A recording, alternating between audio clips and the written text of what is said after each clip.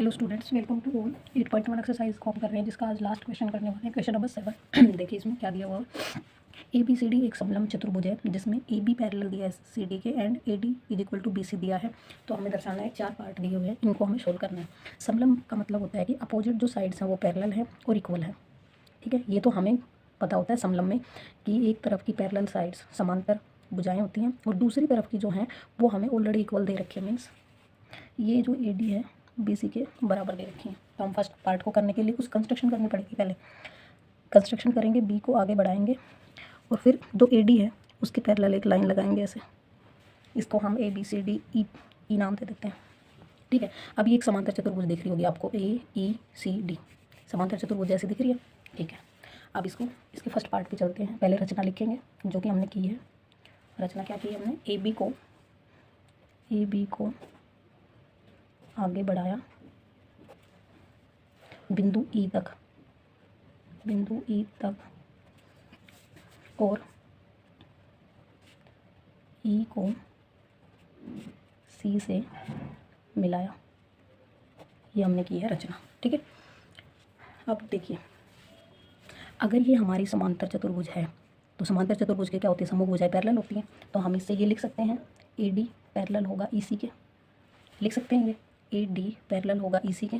ठीक है, and A E parallel होगा डी सी के, ए ई पैरेलल होगा डी सी के। ये वाली जो लाइन है ये पैरेलल होगी इस वाली लाइन के। ठीक है, और पैरेलल है समांतर चतुर्भुज में, अगर पैरेलल हैं तो वो इक्वल भी होती हैं। A D is equal to E C लिख सकते हैं हम, and A E is equal to D C. ठीक है, इसको इक्वेशन 1 मान लेंगे, इसको 2 मान लेंगे। ठीक है, अब देखिए ए डी के इक्वल ई सी दिया हुआ है और हमें गिवन क्या था, ए डी के इक्वल बी सी है। A D is equal to B C ये हमें दिया है, इसको इक्वेशन 3 मान लेंगे। अब देखिए यहाँ से ए डी ई सी के इक्वल है और हमें गिवन है कि A D is equal to B C है, तो अल्टीमेट बी सी और ई सी भी तो इक्वल हो जाएंगे। हम यहाँ से क्या लिख सकते हैं, B C is equal to E C. समीकरण 1 और 3 से, समीकरण 1 और 3 की हेल्प से हम बोल सकते हैं कि बी सी जो है वो इक्वल हो जाएगी ई सी के। तो इसको भी हम ऐसे दिखा देंगे, डबल ये सिंबल मैंने क्यों लगाया है कि इसका मतलब ये है कि तीनों भुजाएं आपस में इक्वल आ गई। अगर देखो अब हमारे पास ये एक त्रिभुज बन गई बी ई सी एक त्रिभुज बनी है जिसकी 2 भुजाएं अगर बराबर हैं तो उनके सामने बनने वाले एंगल, इसके सामने ये वाला एंगल और इसके सामने ये वाला, इनको नाम दे लेते हैं एक्स एंड वाई। ये दोनों भी इक्वल होंगे। लेंगे हम ट्रायंगल बी सी में क्या है हमारे पास, B C is equal to E C है। ठीक है, ये हमने क्या किया है, सिद्ध किया है। अगर ये सिद्ध किया है तो angle X is equal to angle Y होगा बराबर भुजाओं के सम्मुख कोण, हमारे क्या हो जाएंगे, बराबर हो जाएंगे। ठीक है, अब इसका करना क्या है हमें वो देखना है। देखिए ये दोनों हमारे पास इक्वल आ गए। अब इस एंगल को देखो, बी को, ये एंगल बी है। ठीक है, और एक स्ट्रेट लाइन है, एक स्ट्रेट लाइन पे एक ही पॉइंट पर बनने वाले जो एंगल होते हैं उनका सम क्या आएगा, 180। ये प्रॉपर्टी तो हमें पता ही है। तो angle B plus angle Y is equal to 180 होगा। इसका रीज़न क्या हो जाएगा, रेखिक युग्म। Angle A is equal to angle B को प्रूव करने के लिए इतना सब कुछ कंस्ट्रक्शन किया है हमने। देखो angle X plus angle B हमारे पास क्या आएगा, 180। ठीक है, इसको इक्वेशन 4 बना लो। अब दूसरा देखिए, ये जो 2 समांतर रेखाएं हैं और उसके एक ही तरफ बने हुए इस एंगल को और इस वाले एंगल को समांतर चतुर्भुज के सह अंतः कोण angle A plus angle Y is equal to 180 degree. सह अंतः कोण है, एक ही तरफ बने हुए दोनों कोणों का जोड़ क्या होता है हमारे पास, 180 डिग्री होता है। इक्वेशन 5 इन दोनों का भी इक्वल रख लेंगे क्योंकि हमारी राइट साइड इक्वल है। अगर राइट साइड इक्वल है तो लेफ्ट भी ऑटोमेटिक इक्वल हो जाएगी। समीकरण 4 इज इक्वल टू समीकरण 5 रख दो। ठीक है, angle B plus angle X is equal to angle A plus angle Y. आगे हमारे पास angle B plus angle X, left side को इक्वल रख दे, राइट तो ऑलरेडी इक्वल है, राइट से राइट कैंसिल हो जाएगी। ठीक है, अब इसको देखिए, एंगल बी और एक्स हमारे पास सेम है। यहाँ से समीकरण इससे देखिए, angle X is equal to angle Y हम प्रूव कर चुके हैं। ठीक है, angle X is equal to angle Y अगर हम प्रूव कर चुके हैं तो मैं ये लिख सकती हूँ angle B is equal to angle A हो जाएगा हमारे पास, क्योंकि angle X is equal to angle Y सिद्ध कर लिया हमने।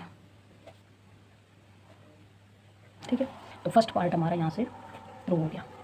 अब चलते हैं हम नेक्स्ट सेकंड पार्ट पे। सेकंड पार्ट को देखिए, सेकंड पार्ट में है angle C is equal to angle D prove करना है हमें। अब समांतर समलंब है हमारे पास, तो हमारे पास क्या हो जाएगा, एंगल ए बी पैरेलल दे रखी है डीसी के, मतलब समांतर दे रखी है। ए बी समांतर है हमारा डीसी के। अगर समांतर है तो फिर से वही प्रॉपर्टी लगेगी कि एंगल ए और एंगल डी सह अंतःकोण होंगे और एंगल बी और एंगल सी सह अंतःकोण होंगे। तो इसको यहाँ से हम लिखेंगे angle A plus angle D is equal to 180 degree and angle B plus angle C is equal to 180 degree. दोनों का ही रीजन क्या हो जाएगा? अंतःकोण। दोनों ही सह अंतःकोण है। दो समांतर रेखाओं के एक ही तरफ बनने वाले कोण हमारे पास क्या होते हैं? उनका ऐड 180 डिग्री होता है हमारे पास, ठीक है।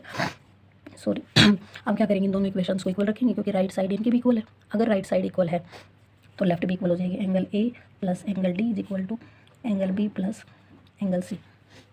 अब A is equal to B हम फर्स्ट पार्ट में प्रूव कर चुके हैं, तो ए को ए रख लो या फिर ए से बी कैंसिल हो जाएंगे, तो हमारे पास angle D is equal to angle C आ जाएगा और हमारा ये पार्ट प्रूव हो गया क्योंकि हम ऑलरेडी प्रूव कर चुके हैं कि angle A is equal to angle B सिद्ध किया है हमने, ठीक है।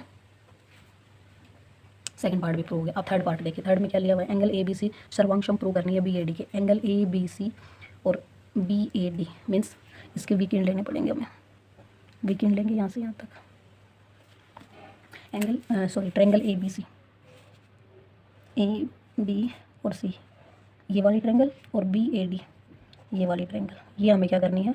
सर्वांशम प्रूव करनी है। अब इसमें देखिए इन दोनों में ए बी कॉमन आई हुई है, ठीक है। एंगल ए और एंगल बी हम इक्वल प्रूव कर चुके हैं। A D is equal to B C हमें ऑलरेडी गिवन है। तीन प्रॉपर्टी पता चल गई, इनको लिख लेंगे। थर्ड पार्ट, थर्ड में प्रूव करना है ट्रायंगल ए बी सी और ट्रायंगल बी ए डी, ठीक है। अब इसमें हमारे पास ए बी उभयनिष्ठ है। A B is equal to A B उभयनिष्ठ, ये वाली ए बी दोनों में यूज हुई है। Angle A is equal to angle B है, हमने सिद्ध किया है ये वाला, ठीक है। और A D is equal to B C हमें दी हुई है। A D is equal to B C दिया है। और जैसे ही हमारे पास कोई भी तीन प्रॉपर्टी प्रूव हो जाती है तो हम बोल देते हैं कि हमारी जो त्रिभुज हैं वो सर्वांशम है। त्रिभुज ए बी सी सर्वांशम है त्रिभुज बी ए डी के। और कौन से नियम से हो गए? ये हमारे पास साइड, ये साइड और एंगल, साइड एंगल साइड सर्वांगक्षमता, ठीक है। आई होप आपको समझ आ रहा होगा। ये सर्वांगक्षमता के इतने सारे क्वेश्चंस कर चुके हैं हम, अब तो सभी को आई थिंक समझ में आ रहा होगा अच्छे से। ये थर्ड पार्ट प्रूव हो गया हमारा, ठीक है। ये पेन भी अच्छे से चल नहीं रहा।